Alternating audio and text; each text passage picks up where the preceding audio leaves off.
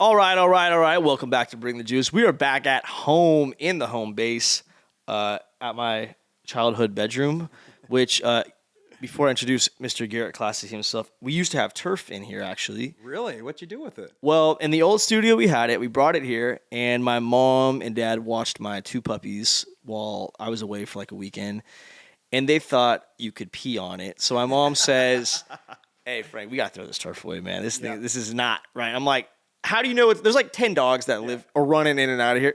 How do you know? Why are you pinning on my puppies, right? Well, what's the one that's locked up outside? Hey, that's Cujo out there, man. Right? Yeah, every dog has their role here. When my puppies come, they get a lot of attention, but I don't know. I don't know what to say. So there's no turf right now. There'll be turf again. Okay. Long story short, I got Fresno State athletic director Garrett Klassy. Welcome. First we gonna rock, then we gonna fold, then we let it pop, don't let it go. Thanks for having me, Frank. This is outstanding. Outstanding, Dave. I love Childhood home, all these trophies in here, jerseys, and it's special. It's like a museum. You got all this sports stuff and then a pheasant. Yeah. Right there, you know? We're this is the Valley, baby. I This is love the it. Valley, baby. We have sports, we have hunting, we have agriculture, Yeah, right? I got my shit kickers on. I try not to roll around in too many onions today, so a true Valley experience. I want to ask her, in the sports industry, people see the fantasy football side of things. They see jersey sales, they see fireworks, they see touchdowns. They don't see very much of the back office. They don't see the business side of it as much. And I know you're very experienced, different fields. But when in particular do you hit a point in your career where you say, hey, I want to go be an athletic director? That's a great question, because when I first got into college athletics, all I knew was dairy farming. I dairy farmed my entire life. I chose to go to the University of Wisconsin because it was a half an hour from home. I was youngest out of 4. I could go back, help with the farm, help with the crops, help with the, milking the cows, all that. I had no clue. My freshman year, I didn't have a job. My grades weren't very good. And I was like, you know what? I need to be better at time management. And so I got a job, came down to either working at the school cafeteria, schlepping food for my college roommates, which I was not going to do, or working the ticket office at Wisconsin. Can you imagine them coming to your cashier and doing like the Blutarski and putting food underneath their sweaters and whatnot? So I started working in the ticket office, and I didn't know you could have a career in it. I mean, back then, that would have been 1995. Wow. There were no schools. Well, there's probably 2 schools in the country that had sports management major programs, and University of Wisconsin was not one of them. And then one day, this gentleman walks in named John Sheffield with a giant Florida State national championship ring on. And I was like, flabbergasted. I'm like, you played football at Florida State? He goes, hell no. Because I worked in administration. And I said, you won a national championship ring working in administration? He goes, yeah. And the guy wore it all the time. And then one day I was helping him in his office, and he's talking to Bobby Bowden on the phone. This guy became a second father. I idolized this guy. And, wow. And he said, you could have a career in this. I'm like, man, go back to the dairy farm, which I loved. Right. Or go on and work in sports. I'm like, every kid's dream. So I started working in sports, worked my way up there. I worked in tickets at Tulane, worked in tickets at Alabama, and then Oregon is when I got my opportunity. A gentleman named Bill Moose, who hired me at Oregon, hired me at Nebraska. I was like, you're in the ticket office, but you're not really a computer guy. You're more of a relationship guy. Let's get you into fundraising. Let's get you into more of the administrative side. Mm-hmm. At that point, I was like, you know what? This is awesome. Like, I love overseeing multiple areas. I can do this. And then I was on senior staff. We call it senior leadership team here. And I was like, at this point, I'm a competitive person. You go to these conferences and you're like, I think I'm better than those guys. I'm better than that person. I can do this. I can make a difference. And that's kind of a turning point for me. So sports is a part of it. It's not like you just want to be some fundraiser for a hospital or something like that necessarily. The sports is what kind of gets you piss hot almost, right. Garrett. Like gets you fired up. Well, it does. I mean, I'll be honest with you. I first got into it because I love sports. I love the lessons that it teaches you. You played at an elite level. I didn't play at elite level, but I played sports in my entire life. My mom always tells a story that she knew I was going to work in sports because when she came up from the barn when I was in 2nd grade, I was reading the box scores from front to bottom. I was reading every Sports Illustrated that came to the house. So I loved the aspect of sports, the lesson it teaches you. But then as I got further and started overseeing sports, start being a sport administrator, then I was like, man, these kids are incredible. This time management, their academics, their competitiveness. And I was like, I get to be an educator too. I get to make a difference in young people's lives. Right. And I still keep in contact with student athletes that went to Oregon, that went to George Washington, went to UIC. And it's really turned into my favorite part of it, because you're not just winning in sports, which is our ultimate goal, right? But you're also preparing these young men and women for the next 40 years of your life. And I like a good challenge, and that's all challenging. And I've had kids that weren't very good in academics and be able to make that difference and still call you up like, Garrett, I'm a lawyer now, or Garrett, my basketball career's over, and now I'm doing this. It's pretty incredible. You get chills every time you get those texts or phone calls. Right. That's got to be extremely satisfying. It is. And I was a father later in life. I mean, I have a 4-year-old and a 3-year-old, and I'm 48, so I got a very late start on this whole thing. Wow. And so for me to kind of be a parent before I became a parent, I think it helps me appreciate being a parent more.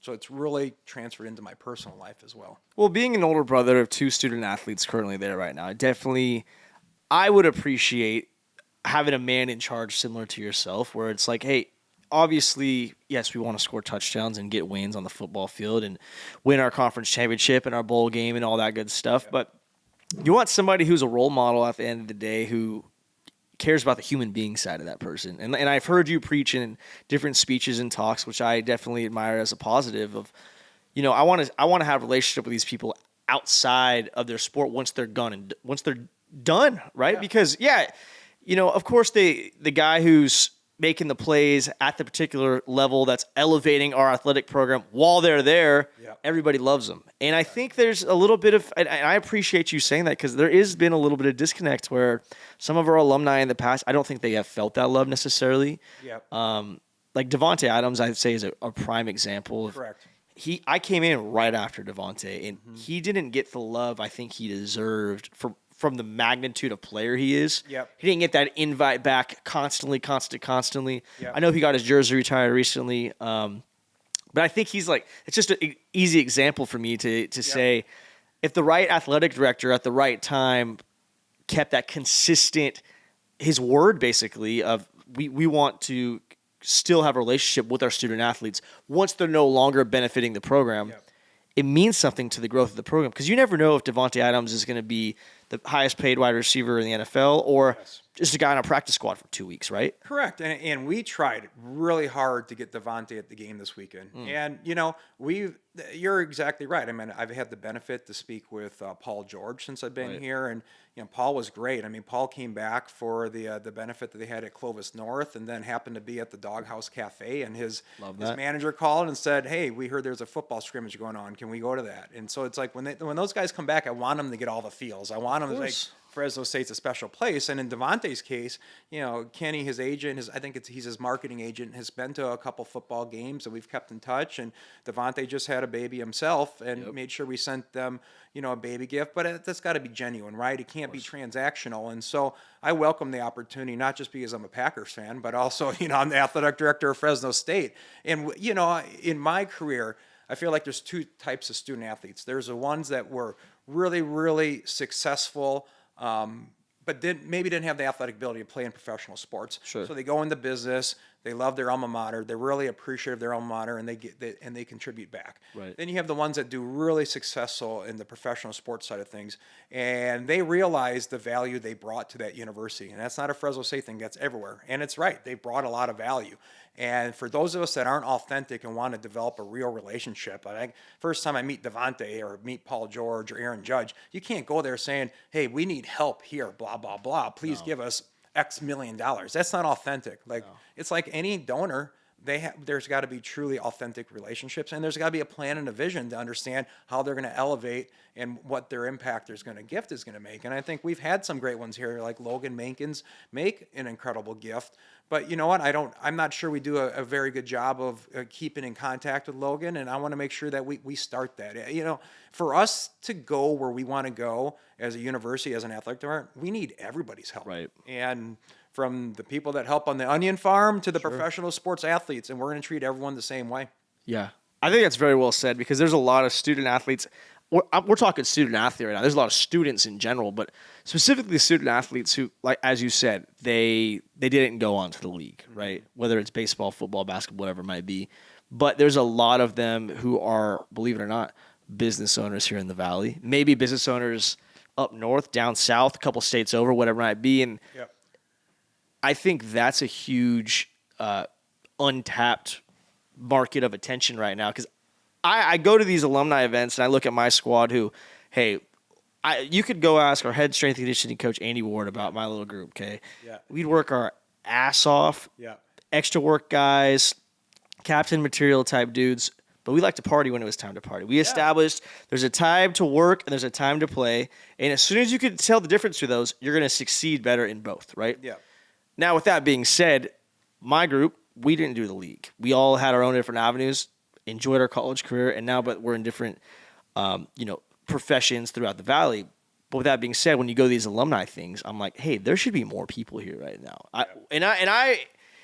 I think if my little 10 buddies weren't there, there'd be nobody from the last 10 years, which is crazy to say because there's so many successful people. And I know we have Club Red in place and all that, but at other programs, do you see the my group of friends level of people, the guys who played ball, didn't go to the league, but are now business owners, have more of an impact on the community or within the program? Yeah, I wouldn't say more of an impact, maybe financially, but that's not the only impact we're looking for. Like for me, our superstars that have gone on to become superstars in professional ranks, I don't need them to contribute monetarily right now. I need them to support name, image, and likeness. I need them to reach out to business to say how important this is to the future of athletics. That is almost more valuable than anything they can do out of their net worth, and I respect that. But everyone can make some sort of impact, and we have a lot of work to do. And like I said, it's not like I walked in here and I'm like, what has Fresno State been doing? It's been a common issue everywhere I've been. And how do you connect that group? And I will tell you, there's some groups.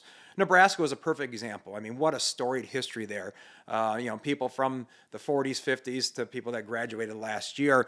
But you have some groups that are looking to have these parties to bring people together because they're looking for a free meal prior to a game. And I don't have any problem contributing to that cause, but there's got to be some kind of outreach back where you're getting other people to come to kind of build this into a village and a community feel. You're going to hear the word Bulldog Family out of me a lot. As long as I'm here, hopefully forever. And that's a big part of it. We're all family here, and we all need to realize that. But we have to do our part, right? This isn't me pointing fingers. Like, we haven't done our part. We need to do our part to make sure that people feel welcome and they want to come back. And, one of the complaints I've heard was that maybe some of the football guys are upset is that it used to be football only reunions during football season for alumni, and then they combined it with other sports. Well, there's a place for both, right? Of course. I mean, of course you want to be with your teammates, ones you went to battle with, and tell the stories, whether they're true or not, right? I mean, always. The older you get, there'll be less. Couple drinks in there, They're all fish stories, right? I think we were top 10 in the country that year, right? But man, I don't want to exclude any groups. I mean, we want everyone to come back. And so we're part of that. I mean, what am I starting my 9th week now? So we're working on that programming right now. But we're going to get there. We need everyone. Everyone talks about new stadium. Everyone talks, hey, we're going to the Pac-12. We want to accomplish this. Well, we're just starting. Right. And so we need everyone to do their part. And we have to do our part. Those are all things we'll get into. But I think one thing I wanted to make a point of is growing up, not really knowing what the term athletic director meant. You're not a coach. You're not a trainer. You're not the weight room guy. Yep. You're the athletic director. You don't really know what it is. And then as I kind of got into college, it was big on like Title IX. Like for us, they were in debates whether to bring back the wrestling program, cut the wrestling program, lacrosse, blah, blah, blah, blah. You are in an era where I don't think an athletic director role has been more intense maybe in the history of college sports between this crazy conference realignment that hasn't happened in I don't know how many years the world's been shook like this. Yeah.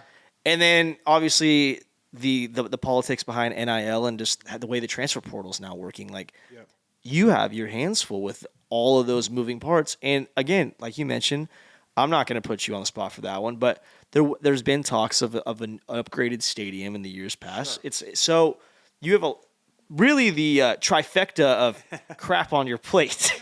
It's not crap. I love it. It's a challenge, right? If I was stuck somewhere with an apathetic fan base, it would be crap. Yeah. I'm not gonna lie to you. This place cares. But we have to get the point where there's a vision, there's a strategic plan. And I have to tell you, the student athlete side of it drives me every day to turn these young men and women into incredible adults and human beings. And the other side of it is the business side of it, right? I mean, college athletics, if you look at the admin side, has historically been very much herd mentality, a copycat business. If this idea worked at Alabama, it means it's going to work at USC, right. Means it's going to work at Wyoming, means it's going to work at Texas A&M. That's not what business is. You know this, you're in business. Yep. You know, if you don't have a different strategy than your competitors, then you're never going to get ahead. Got to separate yourself. I love that challenge. And I have to tell you, throughout my career, I still have plenty of mentors that are athletic directors, but I think I have more mentors now that are private business owners because they've allowed me to think differently. And that was really part of my pitch when I was interviewing for the athletic director. I told Dr. Jimenez Sandoval, like, we're going to operate this like a business. Doesn't mean that we're going to be transactional with our student athlete experience, but when it comes to revenue, expenses, we have to think differently, and we're going to do that. And so I love that challenge. I don't view it as crap. I mean, crap would be me still, being poor and living on that dairy farm, working 90 hours a week. Now I get to work 90 hours a week, but I get to take my boys and my wife to sporting events and get to interact with lifestyle. It's a different life. It is absolutely. And I tell you, I'm not here to bash the dairy farm business because it was the greatest way to grow up, but man, we didn't have the 9,000 cow herds, like you have here in California. We had 100 cows, and it was tough living back then. And so I love it. My dad's still a proud, dairy farmer alum, but this college athletics, if we're not having fun, you're in the wrong business. Well said. You love what you do. You never work a day in your life. I clearly could feel your passion on that. It's genuine. It's genuine. Let's take a step back on, I don't know where you were when the news dropped, but when NIL first got introduced to college athletics, what was the first roundtable conversation you had? Like, what's going on? I always have personal opinions and thoughts about things, and then I have what's best for the enterprise, what's best for the organization. Right. And so I think the date when NIL was first implemented was July 1st, 2020. I was at the University of Nebraska at the time. But there had been talks about it starting maybe a year prior to that.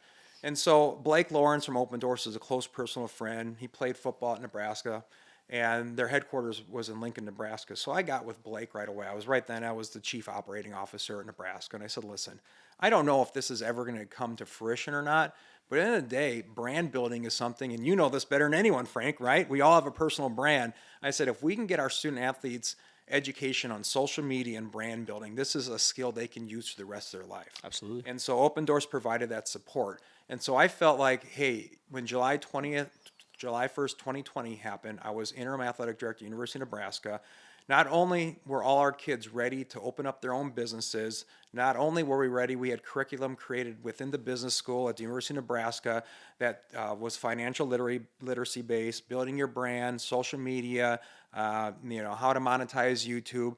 But we also had the first collective that I think, I don't know if I can officially know that, but we had a collective created day one because we knew where this was heading. And so personal opinion, I felt like, hey, this is something that all student athletes should be able to do because it's an opportunity. Every student has had access to monetizing their name, image, and likeness that besides student athletes forever. So why shouldn't they have the same opportunity? So, whether you think it ruins the educational enterprise and devalues the scholarships, that's not for me to debate. I'm here and I'm in business because, I want to see our student athletes succeed and I want to make sure that we don't fall behind our competition. And in fact, let me rephrase it. I don't want to say fall behind our competition. I want to make sure we crush our competition. Right. Be ahead of them. That curriculum is that something you're considering bringing to Fresno State as well for our student athletes? We've had discussion, yeah. Okay. We've definitely had discussion because I think, where we are financially right now, we have a long ways to go budgetarily, especially as we, try to gear up for the Pac-12. Mm-hmm. But we need to really look into all of our resources that we already have on campus. Instead of reinventing the wheel, let's partner with campus and let's get some strong curriculum going for our student athletes. Oh, I've asked. That's awesome because I feel like even as a young man I am right now, like you're still learning how the world works, right? and crazy enough, in high school they don't teach you. There wasn't a class that I took at least of how to pay taxes, how to go about buying a house or opening a bank account or writing a check, and some stuff. If your mom and dad sit at the kitchen table and they show you, hey, this is how you write a letter or something like that, you catch on, but you don't really know until. Just like anything in life, you got to do it yourself to really get a grasp on things. And I had to do it, as an adult. But to be a student athlete, maybe I'm 18 years old as a freshman, and all of a sudden I got a decent sized check coming in. Well, I better be prepared on, am I paying taxes on this? Yes. How do I budget this? Can I be wise about my investment or this, that, and the other? So it's really refreshing to, see that you're taking the bull by the horns on that one. Well, I mean, heck, I have amazing parents, right? I was raised the right way, but if someone was giving me a couple $1,000,000 or, or $100,000 or Yeah. You're saying, I was going to say, I mean, $3,000 a month. I'm like, man, I would have blown life's that. different. I would have, yes, absolutely. So I don't even want to say on this podcast where I would have spent it, but I mean, back then, you need that. We're drinking good tequila. There's no doubt, not plastic bottle tequila. I promise Exactly. Right? you. Yeah. I did do my research, and one fun fact I saw that you implemented, along with all the awesome things that the list goes on. I saw in Nebraska you brought a Garth Brooks concert. Correct. To Memorial Stadium. Yes. For the first time since 1987, there was a concert there. Yep. And I know we've chopped it up about this. Is that something that we could eventually poke the bear on Valley Children's Stadium? Absolutely. Now, I know that there's some sensitivity based on the neighborhood and the noise and things like that, but Right. there is no doubt. I mean, I've said this from day one. We have to monetize every single area we have. And if there is an ability to bring concert to Valley Children's Stadium, and it's not just concerts, right? I Right. mean, we could do Monster Jam there, which Hell of course yeah. my boys, Cade and Brody, would be, front Oh. row for that. They love that stuff. But I want to even get to the point where we can do some post-game concerts. Like, we have to do a better job creating better experience for our student body. And I think that's part of it. And I don't care if it's someone that is a cover band that's popular in Fresno. Like, we need to do more fan experiential type stuff. And we've explored it. I tell you, the Save Mart Center general manager has been a good partner in this. And we've been reaching out and collaborating on opportunities. And we're going to look into it deeper. And we don't have anything set in stone yet. But yes, there needs to be a strategy for that.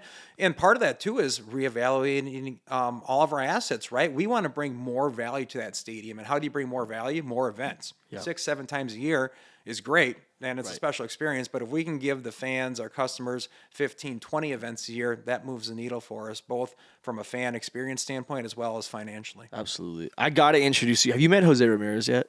Boxer? Yes. Actually, no, I haven't. He's reached out, though. Okay. So I have not physically met I Jose.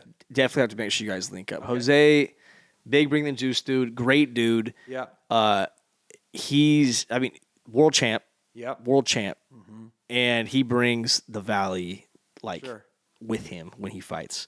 I love it. And we've chopped it up, and Jose Ramirez fighting.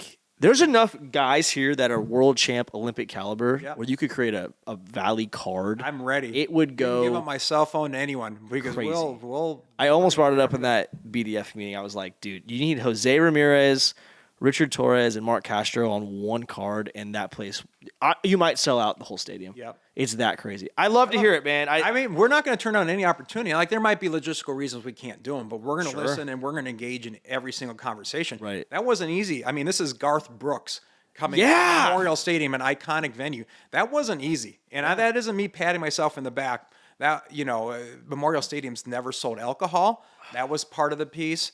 We were in the middle of COVID. That was not easy. Going through the bureaucracy of higher education, getting deals in place, and working with different ticketing provider, going to city council meetings.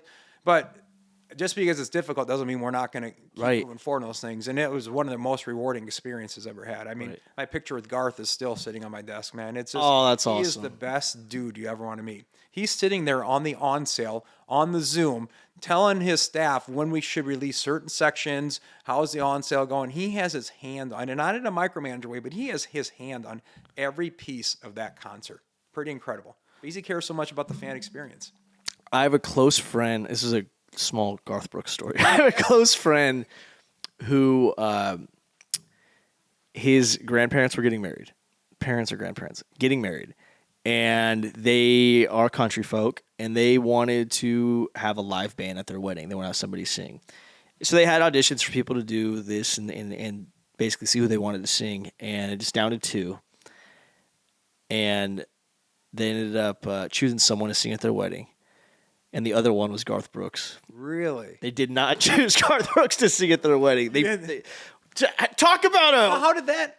He just showed up, or how does that work? No. They had an audition. Who do we want to sing at our wedding? Sample a few songs. I guess this used to be a thing. I have no idea. Yeah. But now it's like, what DJ do you want? Yeah. But they went with the other guy, and the other guy ended up to be Garth Brooks and have this long ago huge was career. that, then? I have no idea. That's crazy.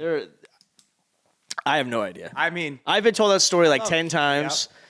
And anyways, that's he is an incredible human being. legend. I mean, just the best. Yeah. And man, I can't say I have a personal relationship with the guy, but still his staff has been with him since he started touring. gotta get him to Fresno.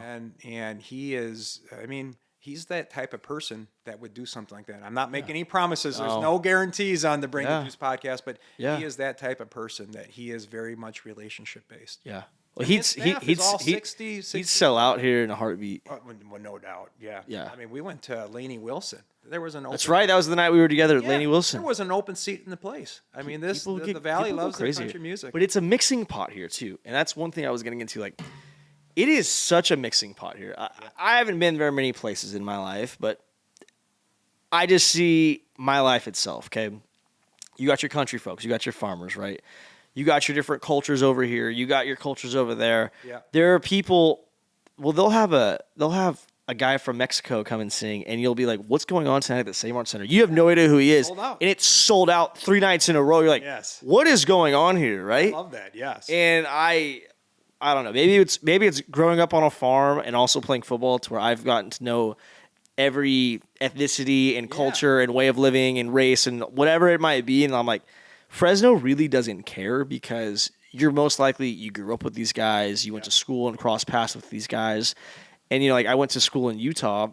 I didn't go to school in Utah. I trained in Utah for 2 years. So I lived out there. Exactly. Very different. Like they're It is very different spent a lot than of time in Fresno. Utah. But being that mixing pot, how can you, being the athletic director who's got to come up with a fundraising plan, how can you say, hey, okay, we're spread out across the board of different incomes, different dedication levels to giving back to our athletic department, to our school.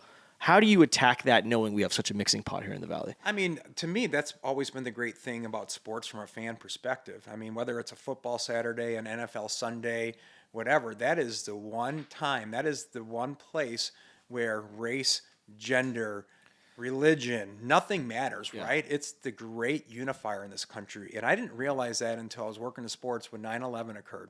I mean, it's the first attack on U.S. soil since, Pearl Harbor? Yeah, long time. And, of course, the biggest deal was the World Trade Center. But what was the biggest story after that?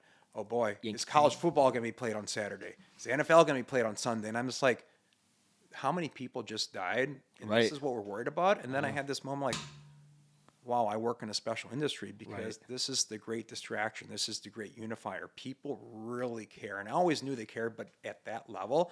And so I say that the diversity is a great thing. Like, I view that as a benefit. Like, we have to cater our fan experience to everyone. Like, that's why we have Fiesta Night. That's why we're going to have Native American Night. I want to do more with the Armenian culture in this community. Obviously, the agriculture, And to me, diversity is not just race. It's not just gender. It's not just. I like religion. tacos. Yeah, well, everything, right? Yeah. And I'm excited to raise different than Wisconsin too. I'm excited to raise my kids in an environment like this. The first night I'm in town by myself, I go to Pismo's, sit at the bar, and a group of 3 people randomly talk to me. And it's a lady from Hispanic descent, another lady Laotian descent, and a gentleman that is from Indian descent. And I'm just thinking, this is incredible. I love this. Like, this is where I'm supposed to be. And I didn't really understand the power of diversity until I actually lived it, moving to Washington, D.C.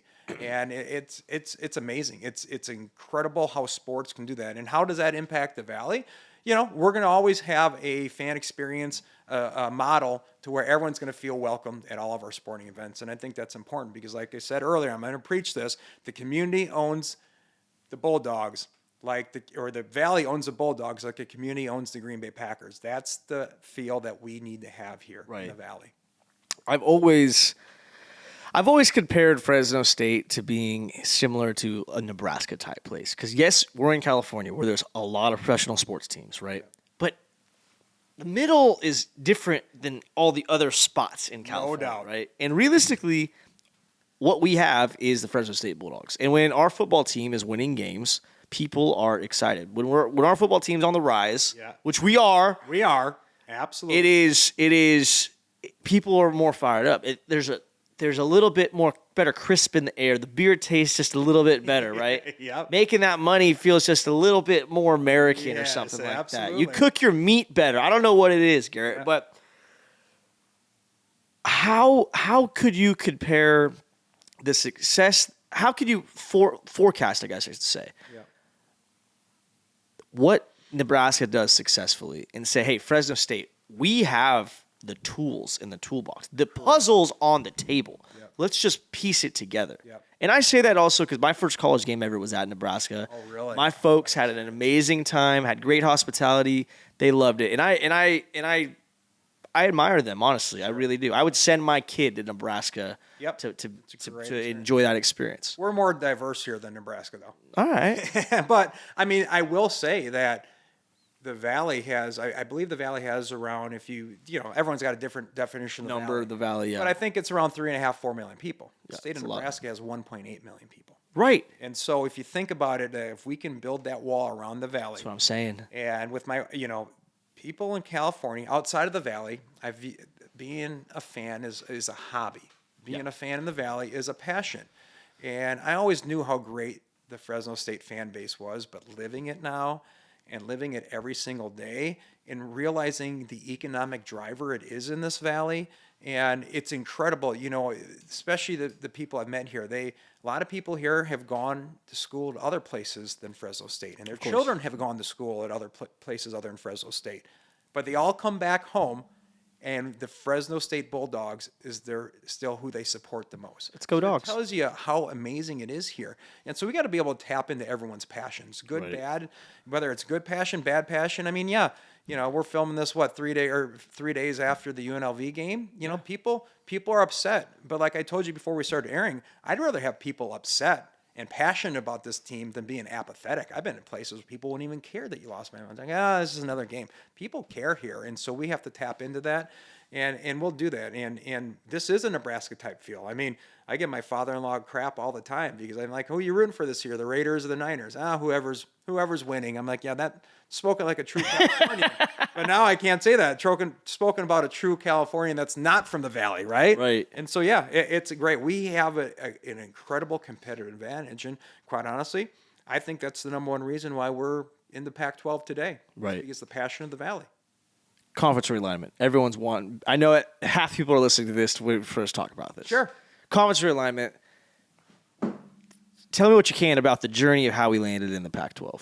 I mean, I tell you, it's been a product of success at this place for a long time, right? If we don't have Jim Sweeney here, if we don't have Pat Hill here, if we don't have Coach Tedford here, if we don't have Kalen DeBoer here, we're not sitting in the Pac-12 because the people that have won here for so long put us to where we are here. Because I tell you, we're not in the Pac-12 because of our facilities. We're here because of the people that have been here before us and the Amen people to that that. are here today.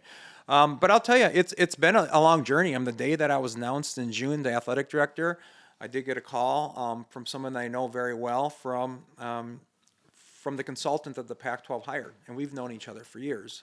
And he asked, what's the commitment to athletics? What's your budget going to be? Asked all these questions. I'm like, why are you asking these questions?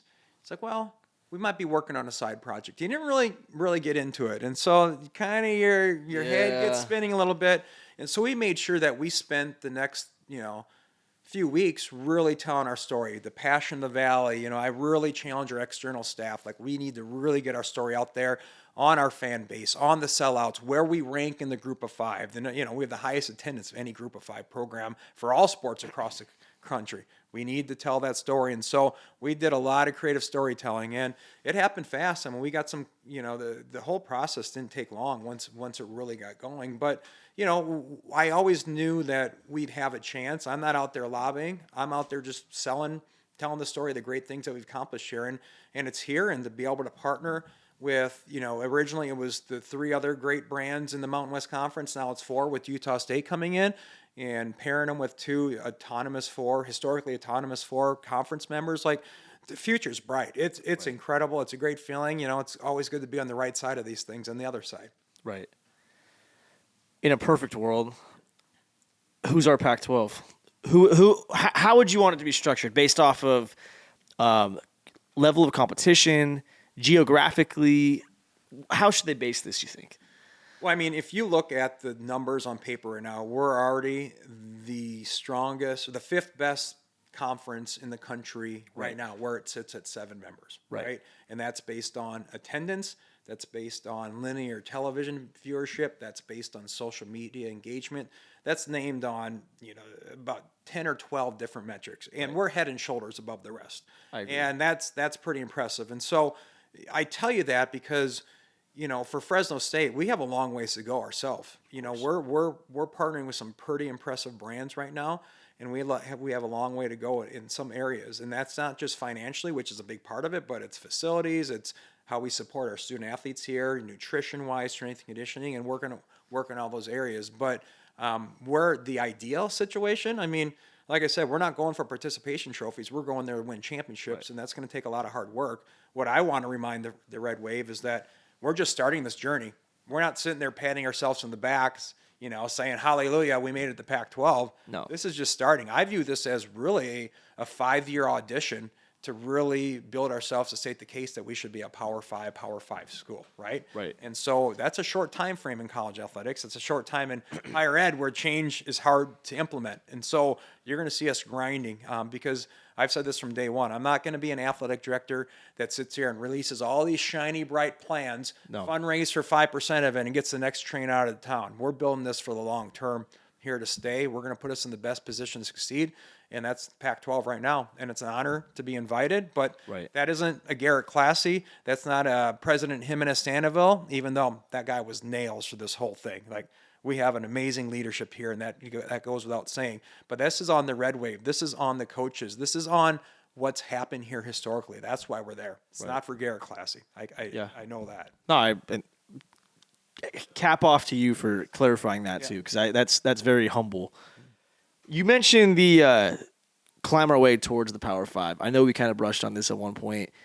The 12-team playoff, it's there's not 5 Power 5 conferences anymore, right? There's 4, but in the language it says the top 5 conferences get an automatic playoff bid. Sure. Where do you think we'll fall on that in the next few years, or is that something we need to? Where we're the Pac-12? Yeah, undoubtedly 5. Yeah. Is that once we're in it officially with the logo on our patch, or does that need to be earned? Is there an official, Well, it's no. You're in the Power 5. It's just the 5 highest rated conferences when the college football playoff selection happens. Right, and we're naturally going to be change that. every year, right? Yeah. So I mean, not likely, but the Big Ten and SEC, if they have all, they're going to be up there. Well, they always are. I use that course. kind of being facetious, but at the same time, like, if you look at every metric with the teams that are currently in the Pac-12 for the last, I don't know how many years, Right. the winner of that league is getting an invite in the CFP, and that's important. Yeah, absolutely. And that's where we want to stay, and that's where, but you can't be in a top 4 conference, or you can't become a top 4 conference until you become top 5, right? So we're all going to work together, all 7 schools. Yeah. We're going to work together to make sure we keep building something strong, and we're going to be innovative. That's the cool thing. I can't really get into the details, but you're going to see us look at some unique time slots. You're going to see us play some unique games, and maybe some neutral site games. Like, we're doing this thing. We going to Mexico? Where are we going? I would love that. I talk about a market that would be amazing for Fresno State, both from a student body standpoint. Nothing's been discussed, so I'm not This is just bring the juice. I tell you what, I would love to play a football game in Mexico City. I would love to play a basketball game in Mexico City. In fact, when I was at Houston, we were scheduled to play Kansas and Mexico City in basketball, and that would have been huge for the University of Houston. COVID? No, it just was. Well, no, I don't think it was COVID. I think just because of the conference realignment and things happening so fast, the logistics weren't really happening. But if I can get our teams into Mexico, which is a strong market for us, we'll take our teams in Mexico. You mentioned time slots. What do you think of what Mac does with Maction, playing throughout the week and stuff like that? Yeah, I mean, I hate it for the fans. I really do. I hate it for the fans. What it would do for our tailgating, I don't even want to approach it, right? Yeah.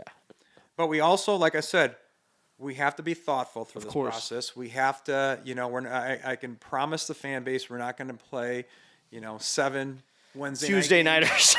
we can't do that, right? No. But we also, there will be some tough decisions made by the administration, which is, I could say myself, but it's administration that help better position us. And sometimes the fans won't understand that, but my commitment to them is we're always going to be transparent. We're going to tell you the reason why. And I don't always expect people to agree with the reasoning, but there's going to be a method to that madness always. Right. No, it's interesting. I mean, the game's changing so much in the last couple years, right? To where anything is possible at this entire landscape of the game. Well, we know that we have fans traveling from 4 or 5 hours away for each home game. Of course. And so we have to be thoughtful about that. And they're already doing night games, which I know is tough on a lot of people, right? And so that's why it's exciting to have some 4 p.m. games coming up, because hopefully they'll stay to the end. Yeah. And they're going to be good games, so they will stay to the end, knowing the passion games. of our fan base. But yeah, we have to think differently. Like I said, college athletics does not think differently, and so I don't really know what that means, but I think that's the big push for the Pac-12 is that we're not going to be your father's Pac-12. We're gonna view things differently. Yeah, we're gonna be a little shiny. I like that. Yeah, absolutely. When you go and Garrett, I appreciate your time today. When you go about just setting goals in general, what's your process like? I like to ask guys on the pod this because they're clearly wired differently. When you say, I got to go to Fresno State, okay, I need X amount of dollars or X amount of fans in the stands. The best way to eat an elephant is one bite at a time. Yeah. How do you go about things? It's a process. I called my first, people use 100 days. I don't even know how many days I've been here. So 8 weeks times 56. I haven't even been here 100 days yet, but I would call that the look, listen, and learn tour. There's so many great things that this place has accomplished. I'm not coming in with all the answers. Sure, I have a historical perspective. I've seen how the best of the best have done things. Doesn't mean it's going to correlate here. So you have to set goals that are lofty but realistic at the same time. And that's why I'm so big. You hear me talk about in every interview the strategic plan, right? Of course. The strategic plan is going to be something that shows our staff, our coaches, our student athletes, the red wave, donors, where we're going. And it's not just some shiny object that you just brush away and say, here's our 5, this is what we're doing the next 5 years. It's to hold us accountable. Right. It's the review. We had an all-staff meeting today, and we talked about the strategic plan. We want to put things in there that hold all of us accountable. And I want to go back and show the fan base, the red wave, things that we're accomplishing every year and things we don't accomplish, right? But the things we don't accomplish, we're going to state the reason why. Right. We're going to talk about and put a plan in place how we're going to achieve those in the next year, and it's going to hold ourselves accountable. I think that's better for everyone. If people know there's a plan, and that's not just the fan base, that's staff, that's student athlete, they know there's a plan, they know that you're following the plan. It doesn't mean you have to stick to it. You can, adjust, adapt, and adjust like we're doing now, but there's got to be quantifiable goals, and not this thing like, well, we want to raise the fundraising by 22%, or that's fake. Right? I want to put quantifiable goals out there and achieve those. And, obviously our goals from my chair, obviously going to be student athlete experiential base. It's going to be fan experiential base. It's going to be revenue base. It's going to be facility base. It's going to be things, community service base. How do we get back to this great community as well? If it don't make money, it don't make sense sometimes, man. But it's good to know. And the reason I asked that question, especially in your role, is because we don't have like a Phil Knight here. We don't have our Fresno Phil Knight who just could say, hey, do whatever you want to do, right? Yeah. You got to have the strength in numbers strategy with it. And, another thing I could ask is, as the red wave, as the outsider, as me, 27-year-old old dog now, Frank Dalena, what can I do? How can I do? You call it on the football field, do your 111th, right? Do your job. What can a guy do if they're just graduated college and they're working on the dairy farm? Yep. Or, hey, I've owned my business for 20 years and I'm making upper six figures. Like, what's the best foot forward, especially with the different avenues on how to get involved of donating towards our student athletes today? I can assure you that there's always going to be affordable options for the people that can't afford to buy suites or buy season tickets or contribute financially, right? Right. But people can contribute, right? They always say time, treasure, talent, right? just buying a $10 ticket, we don't always have $10 tickets, buying a $20 ticket, coming to one game, buying a $5 ticket, coming to a volleyball game, like those all help. And, engaging in our official social media accounts, watching games on television, those things all move the needle. Those things all helped us get into the Pac-12. Right. And so you can help on that level. But also, you say we don't have a Phil Knight here. You're right, we don't. But we have a lot of really successful people in the Valley that have passion for the Fresno State Bulldogs. It's my job, it's our job to make sure they know the plan. They know that their gift is making an impact. I would say in the past, as I go out in my look, listen, and learn tour, there's a lot of people that have maybe given a lot of money, but they haven't seen results with what they're given because there's been some lofty goals and they haven't seen a shovel in the ground. They haven't seen the impact of what they're doing. Our goal is to put some more realistic goals out there, get some things done, show that we can get things done, and then go on to the bigger, lofty goals. But there's going to be a process. And like I said, we're building this for the long term. So you're right. We don't have a Phil Knight here. We have a lot of really successful people that if we engage them the right way, we show them they're making an impact, why they should invest in Fresno State athletics, why we're investing in their well-being, why our student athletes are the best employees for them to hire, why name, image, and likeness is getting the best talent to Fresno State. Those things are going to move the needle. So we don't need one Phil Knight because I think we have 5,000 people that could be that next level. I agree. I've always said that. I could not agree more on something like that. Garrett, that's all I got.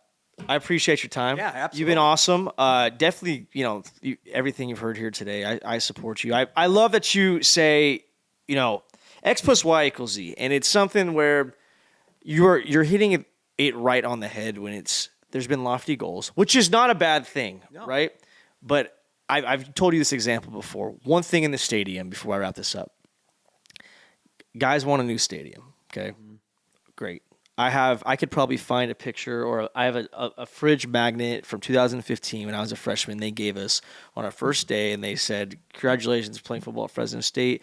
You got handed an iPad for being a student athlete to watch film on. You got your classes. You got a backpack full of Nike crap at the time. Yeah. And it was a magnet of you're going to play in that stadium when you're I was a junior.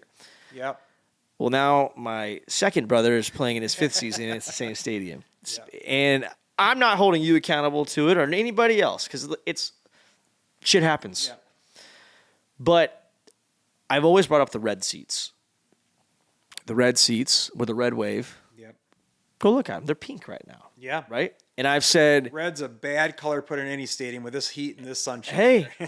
We learned that the hard way at Houston, too. Yeah. But you say, okay, maybe we don't have this spaceship SoFi-looking stadium. I like the grit of our stadium personally, but let's get the red seats red. And you say, okay, we're going to go out and raise $800,000, $1 million, whatever the hell it is. Yeah. To go have a campaign, get that done, and then go actually, hey guys, look at how Bulldog cherry red those red seats are. Yeah. I think that's something that gets the Valley fired up because you want to see results. And as a guy and I'm sure you're the same way, Garrett, as a guy who wants to donate, if I give you $100, $1,000, whatever it might be, and I'm just, am I pissing it away or? Yeah, you have to. Yeah. Or I gotta trust you. But as soon as I see something, next time, again. Exactly right. Again, that's the reality of things. And there's an interesting data point out there that shows that in college football, 70% of the ticket revenue comes from 30% of the seats. And that's across the board. So what does it tell you? People will pay for premium experiences. And so we have to do more than just red seats, right? There's got to be a club room. There's got to be reasons for people to give. And so that's a ways down the road. But this is my commitment to the Red Wave. If I release a plan for stadium upgrades, it's going to be a realistic plan, and we're going to achieve that plan. I'm not putting out false plans unless I know we can get it done. Right. And so that's going to be important. But part of that comes with building the trust, as you mentioned. We got to be able to make sure that our fan base, our donors, our student athletes, everyone of the Fresno State faithful, the Red Wave, understand that we can get projects done here. Yeah. And we're going to do that. I mean, I tell you, it's a great honor to be here. I love this place. It's been 8 weeks, and I can't believe that it's taken me this long to come here to live it, and I'm excited. My wife and I are excited to raise our kids here, but with it comes a lot of responsibility, right? I mean, knowing how important Fresno State is to this valley, it's a great responsibility and it's a challenge I look forward to. But man, it is the thing. It is the place, and I don't take that responsibility lightly. So we're going to, if we don't get it done here, it's not going to be for lack of effort, but we will get it done. Yeah. There's no doubt in my mind because we have the right leadership here. We have the absolute right leadership here at Fresno State. So the Red Wave should be excited for the future. Hungry dog always runs faster, Garrett. Right. You got the people fired up. Again, I appreciate your time. I'm fired up. I'm ready to contribute in any way, shape, or form I can. And you need something, you call Bring the Juice Up. We'll make it done. You need us to go take someone out, you let us know. Yeah. We're that force. But Garrett Klassy, ladies and gentlemen, Fresno State's athletic director, the man in charge, the man with a plan. Go out to your next Fresno State game. Boots and buckles coming up. I got my cowboy hat ready to go. You got a cowboy hat ready to go? I do have a cowboy hat. All right. I do, and I have boots. All right. So we'll see. We'll see you out I there. think I have a buckle. I do have a buckle. American flag belt buckle. You better bring it out. But I need a V belt buckle. I'll I need to find a V. make sure you find me during Boots and Buckles. You'll see my cowboy hat, and you'll be like, "Damn it, Frank has the best cowboy hat here." I today." bet you do. Well, I'll come out to the show that day. I'll check out the. Check You'll have it it out. on the show, right? Oh yeah, absolutely. We'll get rowdy. Garrett Klassy, ladies and gentlemen, get your piss hot, stay fired up. We will see you next week.